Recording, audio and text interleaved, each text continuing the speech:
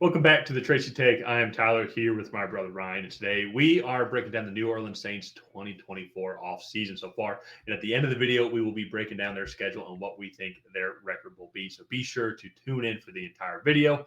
Before we get into the full off-season recap, be sure to like this video and subscribe to the Tracy Take. We're doing a full off-season recap for all 32 teams. Videos are coming out at 5 p.m. Eastern Monday through Friday. And so if you want to see what the other NFC South teams are doing or any other team in the division, be sure to ring that bell and get notified when videos are released. Ryan, let's pull this up here. So let's start off with the Saints and just kind of their overall record, so to say. They ended up the season at 9-8 last year.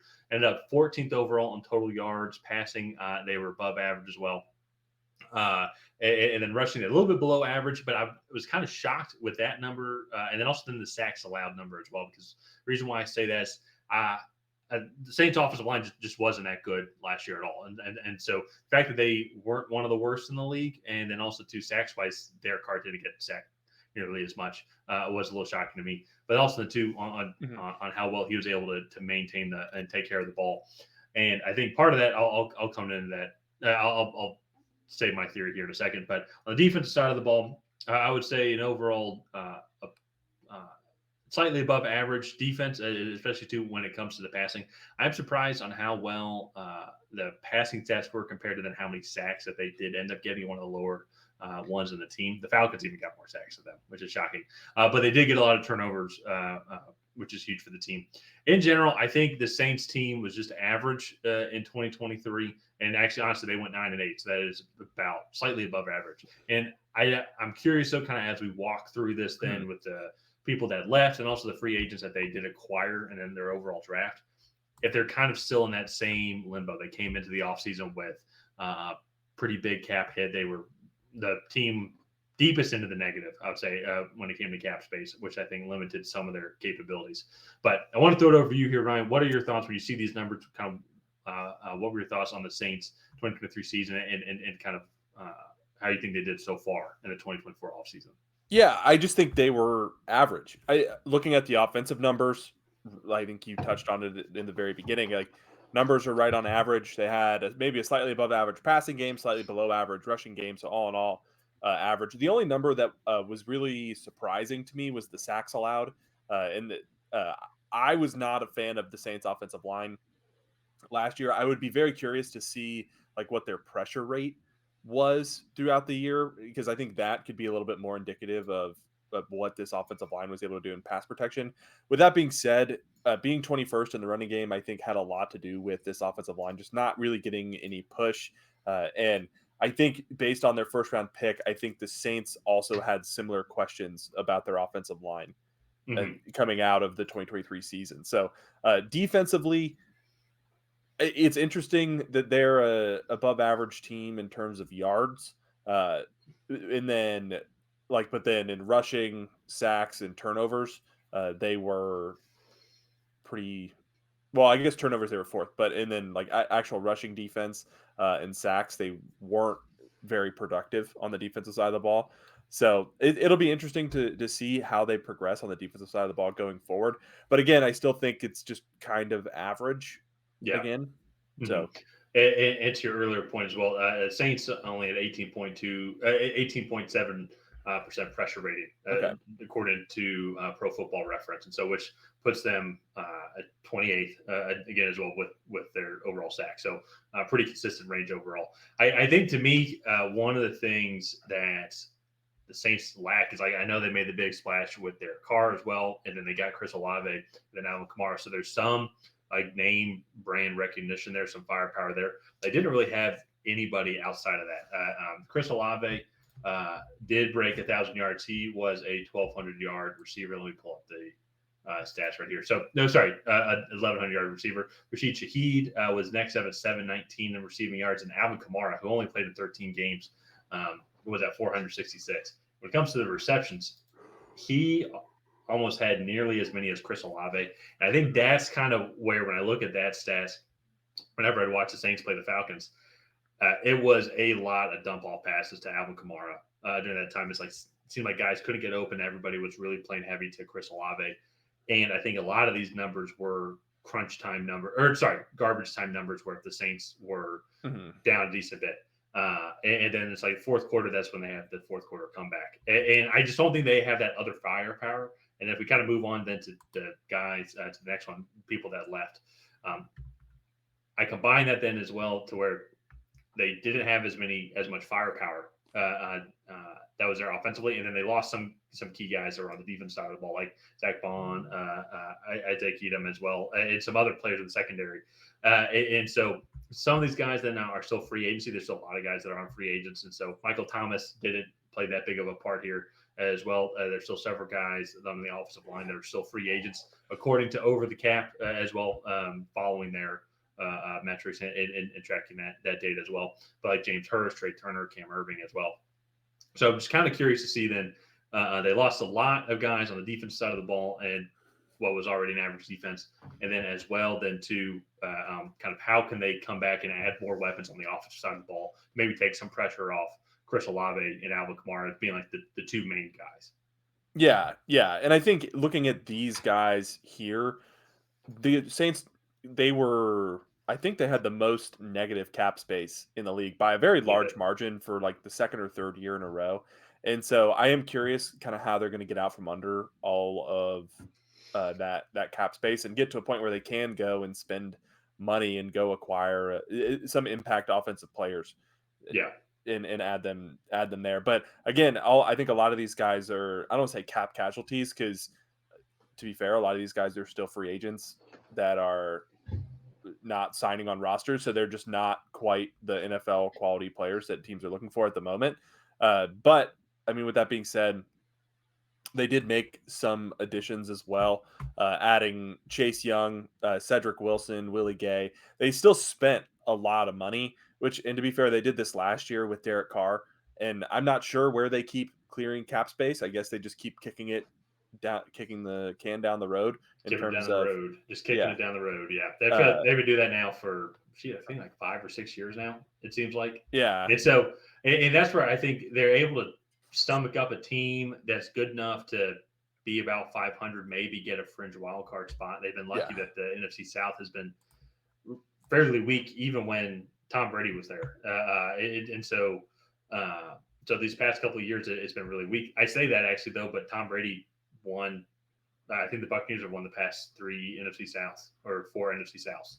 Actually, ironically, it has been 3, because the year that they won the Super Bowl, the Saints won it. Yeah. Because that was Drew Brees' last year. So, and that's where I think that they're just going to kind of stick in that mediocrity, especially too as we get to the schedule here, and then even too as we look at the depth chart. But I do like their draft picks. I do like Talise Fuaga. I do like that they got Kool-Aid McKinstry. I think Spencer Rattler was a good value pick. Is there? We talked a lot about Bub Means and getting him at 170. Maybe he can be that guy to potentially go alongside and provide a little more consistent play. Like Chris Olave. I like Rashid Shaheed, but it just does. I just don't think he has that. I think he's benefiting from how great Chris Olave is and how much Alvin Kamara really sucks that defense up as well. So, and I think they got some good guys here in the draft pick. So I think just in general, I think the guys that they lost, curious to see how that impact will be. But at the same time, though, it's not like they were like the game breakers. I think these guys here that they signed can easily replace them. Some other guys that they drafted can come in and take that spot. I think that they're just kind of in that state of mediocrity still. After this offseason. Yeah, and honestly, this is a good transition into the depth chart. But the big thing for me is, outside of Chris Olave, which receiver specifically is going to step up as a playmaker? Because I think Rashid Shaheed, he's a good third, fourth option as kind of like a speed guy that's like a true deep threat. But A.T. Perry, not a big fan of. Bub Means was a 5th round pick. And I will say this was a loaded wide receiver class. I was a fan of Bub Means coming into it. I just think he was your quintessential 4th, early day 3 guy that you're going to come in and develop. But he got pushed so far down the wide receiver board because there were so many talented wide receivers in this class. So I do think that was good value. I just don't think that you can really rely on him to be a core contributor in his first year. He's going to need that time to develop. So that to me, I think is going to be really interesting. And also this offensive line right now, Talise Fuaga is plugged in at that left tackle spot. I'm not a fan of switching guys at tackle, but I mean, going from right to left tackle there in from college to pro, I think is going to be a transition from him. They have him slotted in over Trevor Penning, which I agree they needed to do something to address that left tackle spot because Trevor Penning hadn't been the most productive player there. Mhm. But it's just interesting that they drafted him and they're immediately going to flip his side. Well, and this is still very early depth charts, Yeah. that we got from our lads. It's possible that maybe Trevor Penning kicks inside. It's possible maybe that Ryan Ramczyk is uh, they try him out at left tackle and keep Talise Fuaga at right tackle and just don't even worry about it. So I think to me, when I look at the overall, when it comes to training camp and what the storyline is going to be, to me, it's going to be the offensive line. Yeah. That's where the Saints' offensive line, in my opinion, just hasn't been that spectacular, especially to last year and really ever since Drew Brees left. And some of that maybe you can make an argument is due to quarterback play and just like being able to read defenses and making sure that everybody's in the right blocking assignments. But that to me is what the starting lineup is going to be for the New Orleans Saints. Is Talise Fuaga going to help out a lot and take a lot of pressure off the other four starting offensive linemen? Maybe open up some more holes for Alvin Kamara and some of the other guys and help improve that running game. Because really, Jamal Williams, and of course, I think his year at Detroit was kind of an anomaly with how many touchdowns that he got, a lot of goal line touchdowns. But even a second-year guy like Kendre Miller will now, with an improved offensive line, will he now have the opportunity to maybe slowly kind of take over the reins from Alvin Kamara? Yeah. Or is Alvin Kamara still going to have to be the guy? And so I think to me, offensively, that's going to be the storyline. But to your point, though, what the receiver two battle is going to be, it's going to be interesting between A.T. Perry, Rashid Shaheed, Bub Means, Cedric Wilson, who's coming in. Can he step up after being the number 3 guy, number 4 guy in Miami? A little bit different type of offense I feel he's going to be experiencing Yeah. than what he was going through at Miami with Yeah. all the speed that they have. But one last interesting point about the running back room. Alvin Kamara is going to be 29 at the start of the season. So just kind of keep your eye on that. Age 30 is quickly approaching for him. And so he has taken a lot of hits in his career. He's played a lot of snaps. So that's just something interesting, I think, to keep in mind is who is the future of this Saints running back room. And I guess they drafted Kendre Miller to be that last year, but can he take over? Yeah, I completely agree. It's to me though, where I still go back to then, almost all running back success is going to depend on the performance of the offensive line. Alvin Kamara is kind of an outlier. Him and Aaron Jones are pretty similar just because of how great they are catching the ball out of the backfield. So that helps really the liability of the offensive line. As we saw, he had 75 catches in 13 games last year. Like that's absolutely absurd. And so I think if the offensive line is able to improve, this whole offense will be able to improve just because of honestly how great Alvin Kamara is as a running back as a whole. He's so well rounded. Yeah.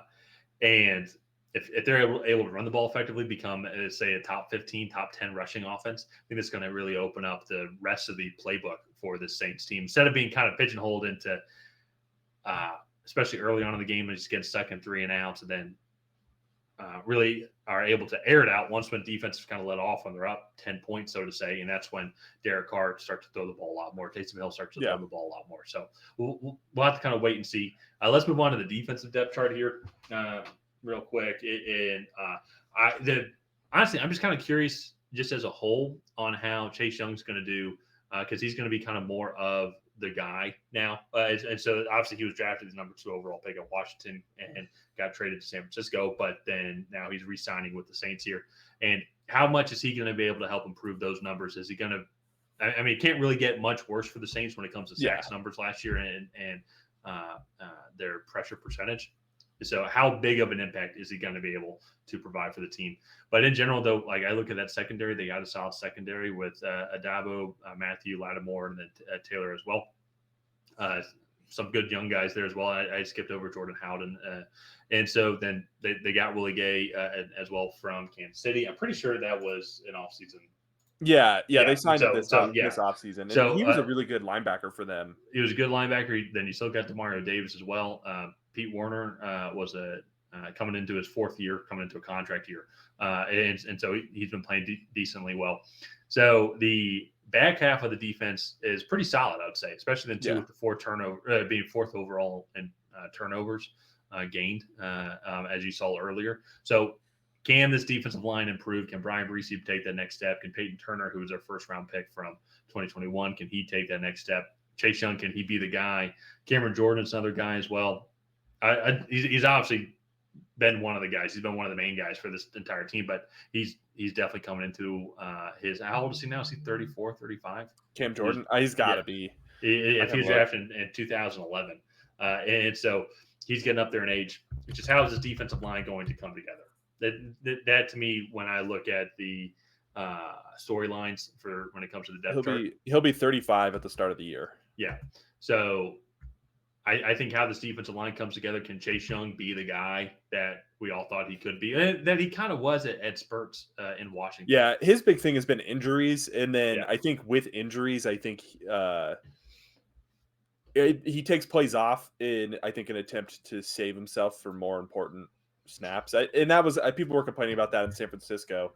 And Yeah. one, he was in a rotational role anyways, so Yeah, I don't they know. do have Go ahead. they have a decent group of edge rushers here. Even Isaiah Foskey was a second round pick last year, and then Peyton Turner was a first round pick 2 or 3 years ago. So, and then Brian Brees was their first round pick last year. So, like, they have a pretty good litany, I think, of defensive line talent. I think they just need it all to kind of come together and start playing each role properly. Well, and that's going to be, can they put the right pieces together? Because if they get a good defensive front, they got a good back seven.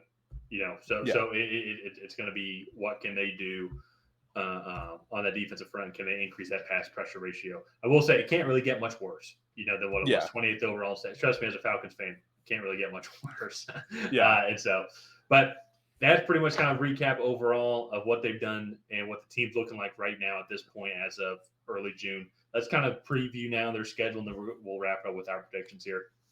I will say a decently tough schedule, and but not the hardest. It's not the hard. It's not the easiest in the NFC South. Falcons got that one, but I will say kind of kickstarting off these first 6 games. Carolina, and then they have a couple of division games, but Carolina's going to be the easiest one. Really, Dallas, Philly, Atlanta, KC, especially KC at Monday night. That's going to be very interesting. Very curious to see how Tampa Bay does. This can honestly go either way for me. I could see them going 2-4, but I could maybe even see them going 4-2 if they get off to a hot start. And that to me, I'm curious to hear what your thoughts are kind of on these first 6 games. Yeah, I mean, I think Carolina in week 1 is probably a win. And then at Dallas, Philadelphia, at Atlanta, at Kansas City, I'm leaning towards losses on all of those games. And then even Tampa Bay at home, those games have been really competitive. But I think for the most part, and correct me if I'm wrong, but I think Tampa Bay has gotten the better of them in the majority of their last few meetings. Ever since that Drew Brees playoff game, I think the Saints have struggled a little bit against Tampa Bay, and I could be wrong. Tampa Bay beat them last year 26-9 at home, and then they did beat Tampa Bay though 23-13. Okay. Yeah. Okay. So I guess that they split last year. I don't know. I look at the depth charts. I think Tampa Bay is slightly better. Baker's going into his second year. He's not going to be quite as green in that offense. And so I know Tampa Bay did, I think, lose their offensive coordinator, but to Carolina. Yeah. And so like that could throw a loop there, but I think I do like Tampa Bay. I think those are going to be some heavily contested games. But then just to kind of kick things off for the second wave of games here, week 7 through 14, you get Denver at home, which I think is a win, especially on a short week. Usually just the teams with more playmakers win those games, and I think the Saints definitely have more playmakers. At the Chargers, I think that's going to be a tough game, but definitely winnable. At Carolina, tougher than week 1, but still I think winnable. Atlanta at home, it's a division game. Saints always play Atlanta tough. Cleveland, that's a tough game. And then you have that week 12 bye right before you play the Rams and the Giants, which I think coming off a bye, that's a winnable game against the Rams, depending on how well that offense is playing at that moment. At home, yeah. And then the Giants should be a win. I think the Giants are going to be picking pretty high in the 2025 draft. Yeah, I have a So, similar feeling as well. But that being said, the two Giants, I think his defense is going to be absolutely amazing. So mhm. we'll kind of wait and see. Then a unique schedule, let's say, to end up with the Commanders, Green Bay, Yeah. Las Vegas Raiders, and Tampa Bay. Washington, I'm curious on just to see how well Jaden Daniels does. But I mean, in theory, though, like he has all the weapons he needs, to have an explosive offense. So that one will be interesting. But Green Bay, Las Vegas, and then Tampa Bay, I think those are going to be three tough games. They can win some of them, but it's going to be a tough way to wrap up the season. And I just say that too, kind of looking from the perspective of the Saints. If you wanted to move on to like our record prediction as well, Yeah. I think I went with 8-9, and I think that's just kind of been, I think, the theme for me during this whole video is they are just average. And I think a lot of it too is they can't really go out and make a big splash. They've been average for the past 4 or 5 years, always kind of sitting around this range. They can't really beat the top teams like Kansas City, for example. I say that watch they're going to beat Kansas City on Monday Night Football in Week 5. But then teams that are picking top 5, picking top 10, they can dominate those games, or at minimum make it very close and can somehow eke out a win just with the style of football that they play. I think that's all because really of just their cap space. And so I think getting Talise Fuaga, if they can help out that offensive line, I think that can maybe improve them. But in general, though, I think their offense is just average. Yeah. And so I went with 7-10. Maybe I'm a little bit more on the pessimistic side. I look at this and I'm like, okay, they're going to start out, in my opinion, 2-4. And that is probably best case scenario. Coming out 2-4. That's if they beat Carolina week 1 and Tampa Bay in week 6, because I'm not counting any of the middle games there. So then even if they go 500 through the next 11 games, that puts them right in this range. And I just think maybe going down the stretch, Tampa Bay is going to be competing for the division in week 18, where I don't think the Saints will be. Like Las Vegas is going to be the wild card hunt in the AFC. Green Bay is really one of the best teams in the NFL. I just don't think everybody quite realizes that yet.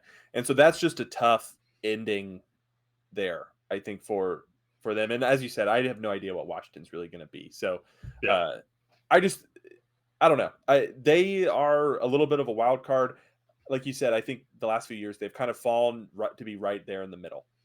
So. And it's props to them. They've been able to put a roster together to consistently keep contending for playoffs. But I think because of what they've done with their cap space and how they just keep kind of kicking the can down the road, they've taken away kind of their Super Bowl relevance.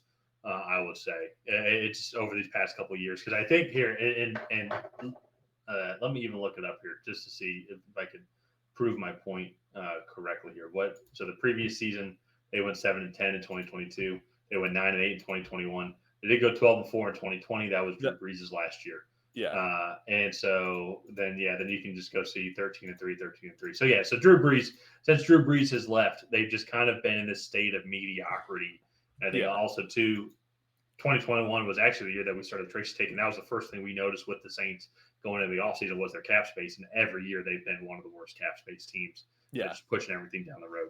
And so I want their accountant to do my taxes. I think that would be phenomenal for me. And so, but who knows? Maybe they found a diamond in the rough with Bob Means. Maybe Talise Fuaga is going to be the best offensive lineman in this draft class. Maybe Spencer Rattler is going to be that guy they can go and develop here. We've all seen the potential. We've seen the potential in him since high school. So it's just, can he finally maybe take that next step here?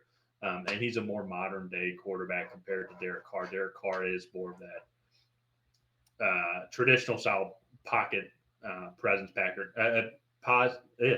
pocket presence passer. Try saying that 3 times fast.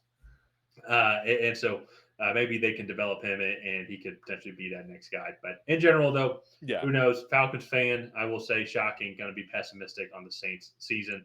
Y'all can make fun of me when we absolutely blow up the season and are nowhere near the playoffs. Tyler, I think the Falcons could be 14-3, and I still think one of those losses would be to the Saints.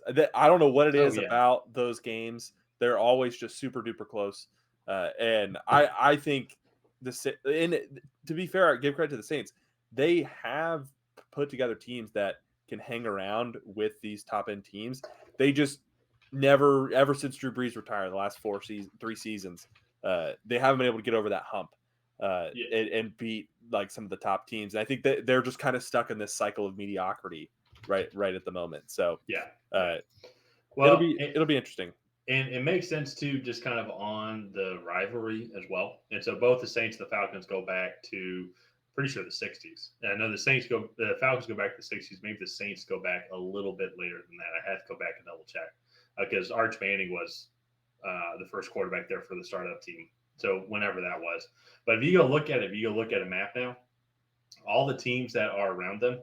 I'll even go to Houston Texans, Tennessee Titans, Carolina Panthers, Jacksonville Jaguars, and Tampa Bay Buccaneers were not in existence for several decades after Yeah. that. You did have the Houston Oilers there for a point, but the Cowboys were America's team. Miami Dolphins were super good, had Dan Marino. So essentially, these two teams were battling back and forth, as in like which of us is not the worst team in the South for several decades. Yeah. You know, so I think that's kind of where that rivalry started, and I love it. I think it's great. I really want to see Bryce Young and the Panthers maybe be successful. They win the division. That's great for them. Baker Mayfield, I think that's a great story, you know, and what Buccaneers. I don't want to see the Saints win the division at all. So, no shock, I'm sure, to any Saints fans who are still watching this video 26 and a half minutes in. Yeah. So with that being said, let's go ahead and wrap it up here. If you guys have not already, please go ahead and like and subscribe. Leave a comment down below on what you thought of the New Orleans Saints offseason. Did you love it? Did you hate it? What would you have done differently? Tell Tyler how much you hate the Falcons and how biased his opinions are because he is a Falcons fan making a Saints video. Other than that, we'll see you guys next time.